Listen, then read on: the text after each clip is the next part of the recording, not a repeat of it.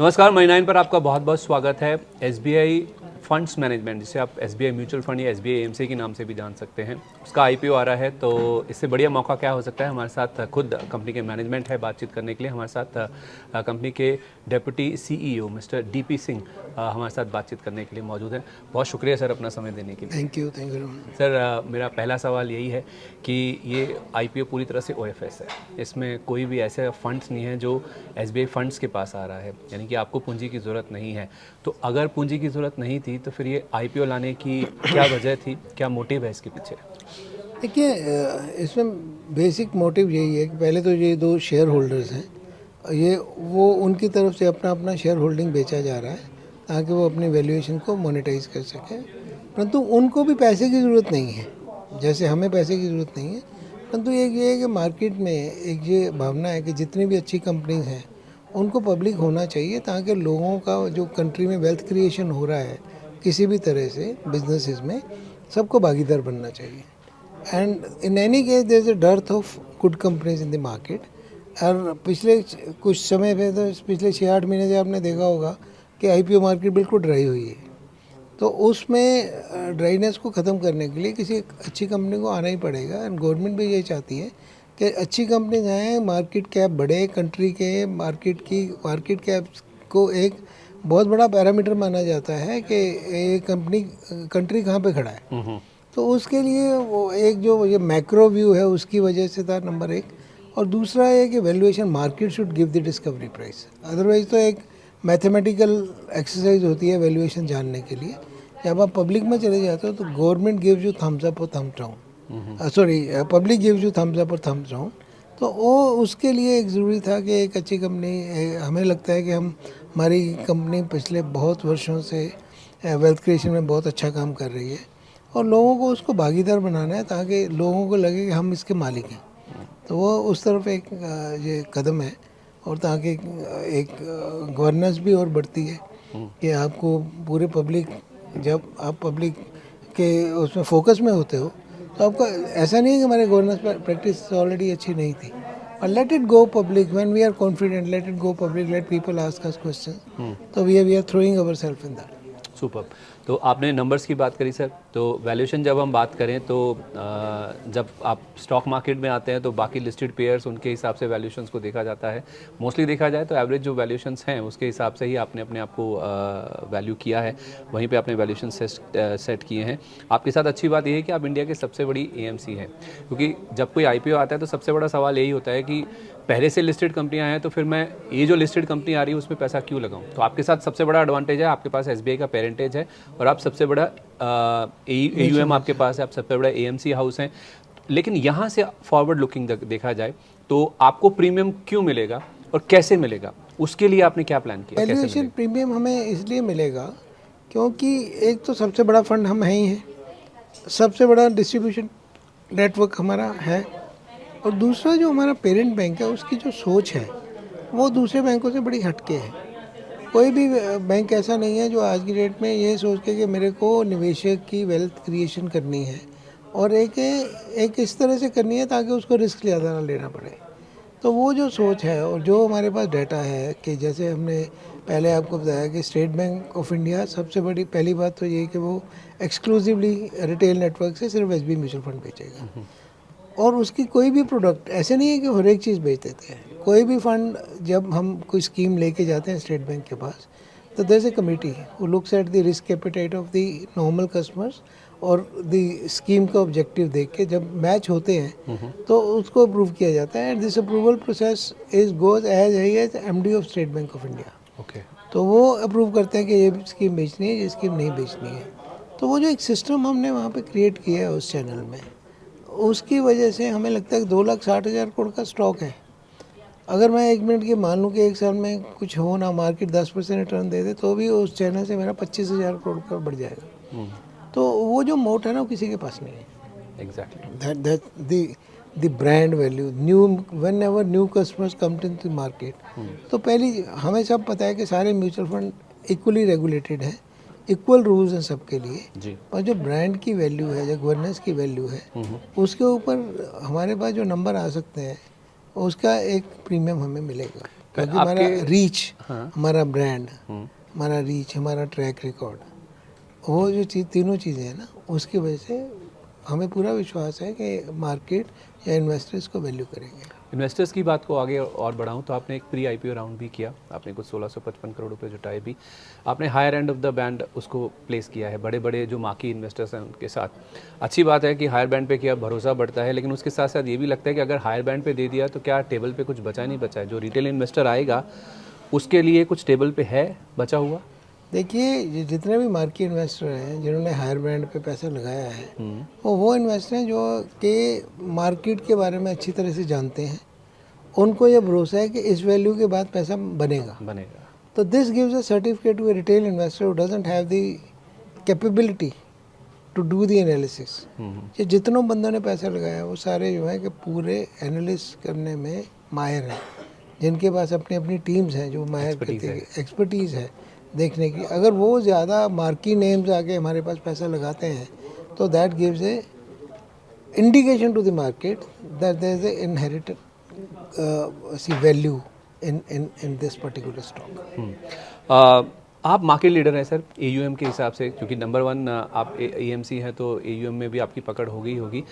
मैं आपसे ये जानना चाह रहा हूँ कि यहाँ से अगर कुछ चैलेंजेस देखें तो पैसिव फंड्स बहुत तेज़ी से ग्रो कर रहे हैं इंडिया में, प्लस जो टीईआरस हैं उनके ऊपर जो रेगुलेटरी प्रेशर है, इन दोनों चैलेंजेस को ध्यान में रखते हुए आप अपने जो मार्जिन्स हैं उनको कैसे प्रोटेक्ट करेंगे, कैसे आगे इन्हेंस करेंगे?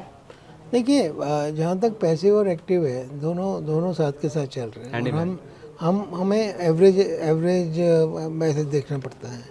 स्टैंड अलोन बेसिस पे क्या पैसिव फंड में पैसा बनता है या पैसा नहीं बनता है, तो आंसर इज यस के पैसा बनता है। उतना नहीं बनता है जितना एक्टिव में बनता है, पर बनता है।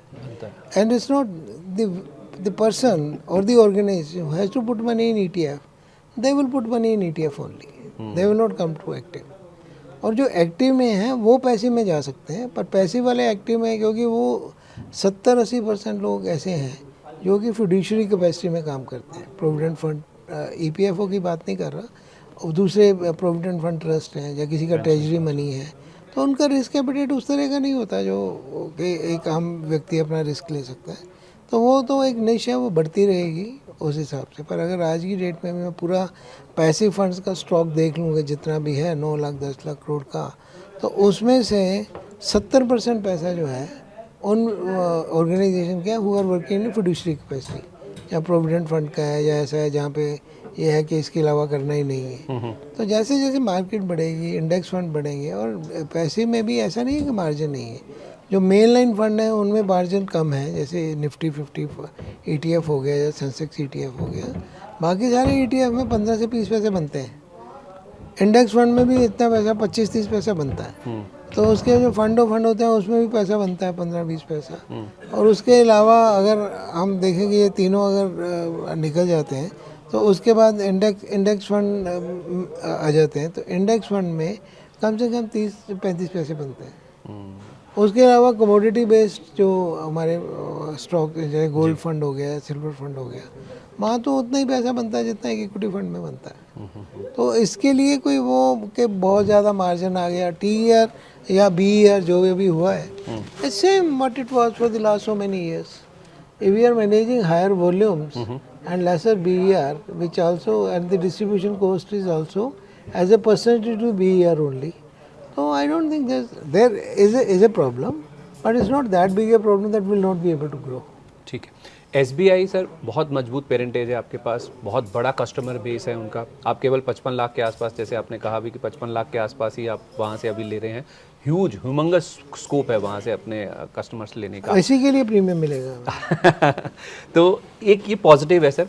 इस पॉजिटिव के साथ साथ ना एक तबका बाजार में ये भी है जो मानता है कि कहीं ये आपके लिए कॉम्प्लेसेंसी ना बन जाए, या आपके लिए कंसंट्रेशन रिस्क ना बन जाए, कि आपकी ओवर डिपेंडेंस ना हो जाए कभी SBI के ऊपर।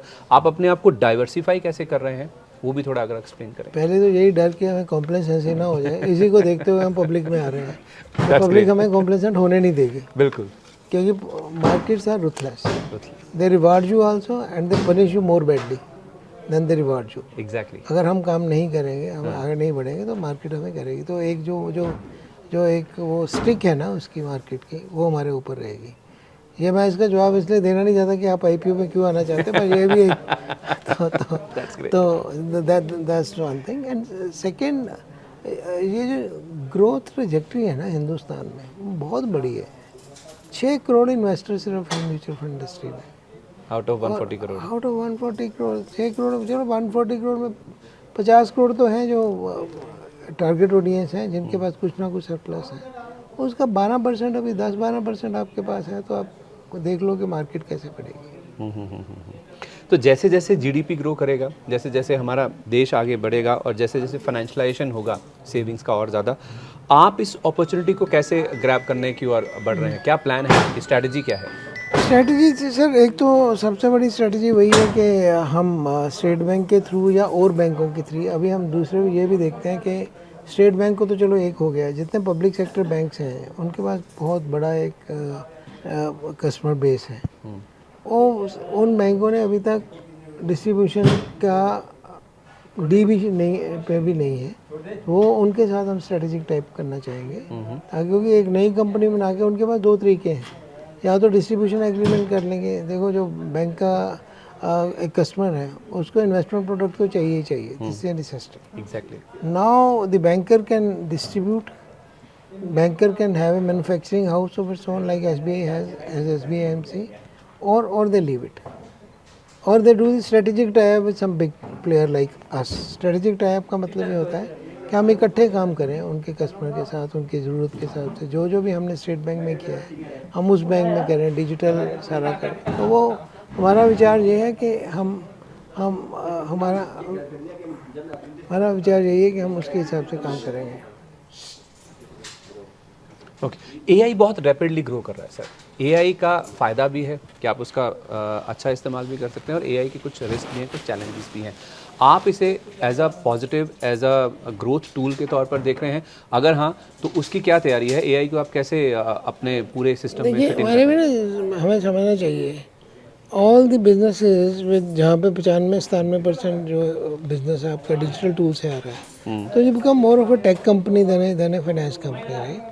तो टेक्नोलॉजी तो काम करे ही करेगी, पर एआई जो है, हमारी digital tools will become AI powered, will not as much as the other companies can do with AI.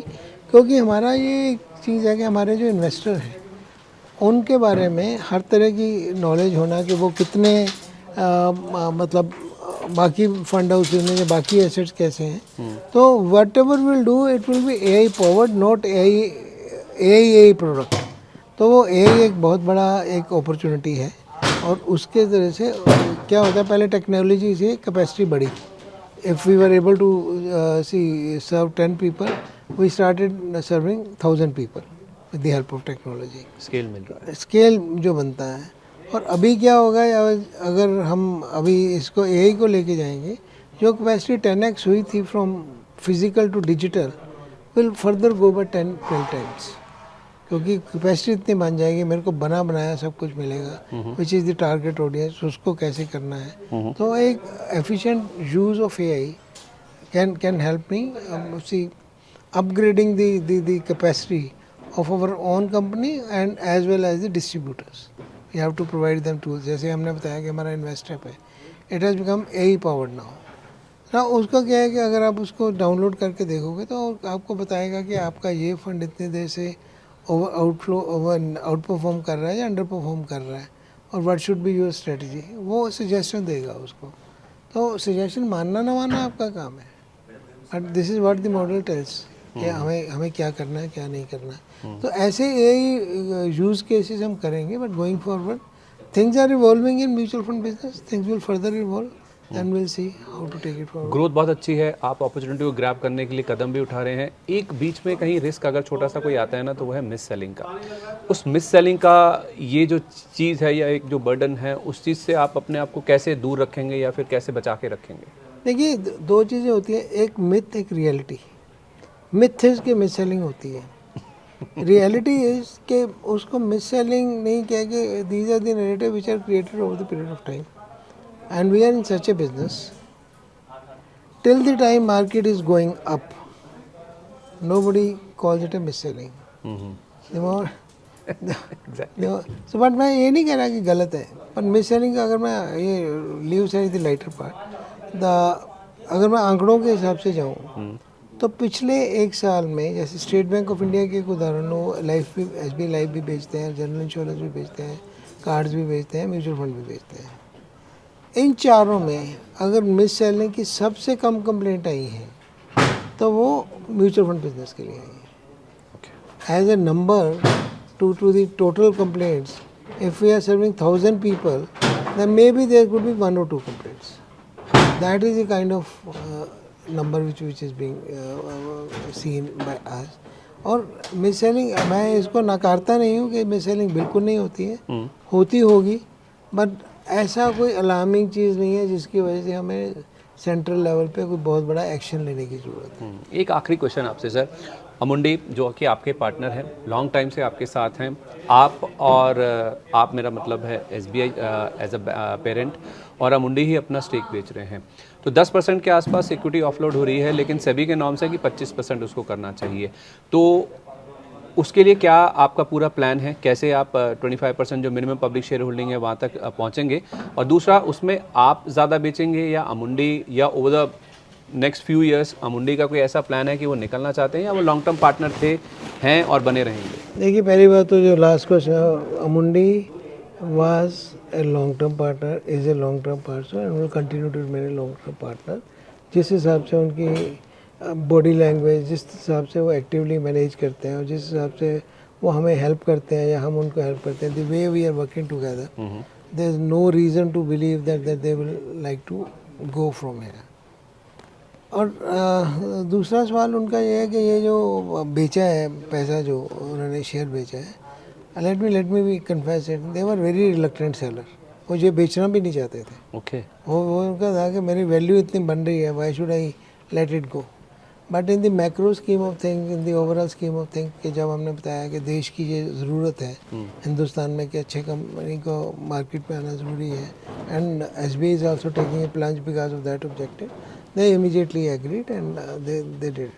उसमें तो कोई दो राय नहीं है कि हमें, मतलब अमुंडी के रिलेशनशिप के साथ कोई चैलेंज नहीं है। We work as a team, we definitely work as a team. They add lot of value, we add lot of value in their business, so we are working together. Second question क्या था? MNP वाला 25%?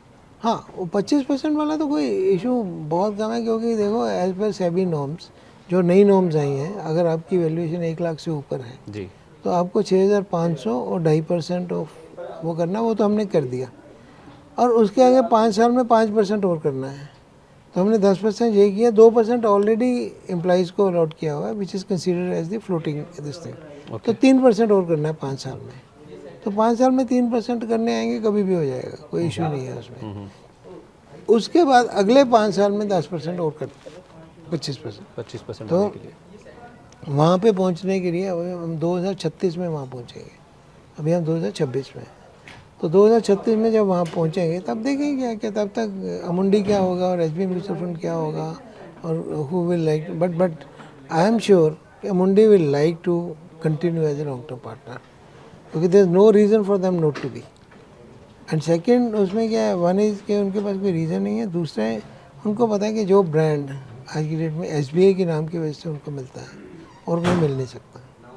तो I don't think there is a problem, but yes, I agree with you कि आने वाले time में थोड़ा बहुत हेडविंड्स आएंगे, बट उस हेडविंड्स को कवर करने के लिए there are so many strategies which we can work on. चलिए, बहुत शुक्रिया आपका सर, अपना कीमती समय हमारे साथ शेयर करने के लिए, and all the very best for your IPO। Thank you so much. उम्मीद करते हैं कि बहुत सक्सेस हो, बहुत अच्छा सब्सक्राइब हो, और निवेशकों की वैल्यू भी इसमें बनती हुई नजर आए। चलिए, ये थे DP Singh ji, joint CEO SBI funds management के, जो बता रहे थे कंपनी की क्या ग्रोथ स्ट्रैटेजीज हैं, SBI पेरेंटेज को किस तरह से ये इस्तेमाल करना चाहते हैं, और over the longer term value कैसे क्रिएट होगी, मार्जिन्स कैसे ये बचा सकते हैं, और 25% की जो मिनिमम पब्लिक शेयर होल्डिंग है वहाँ तक ये कैसे पहुँचते हुए नजर आएंगे। इस खास चर्चा में आज के लिए बस इतना ही, मैं आपसे विदा ले रहा हूँ। नमस्कार।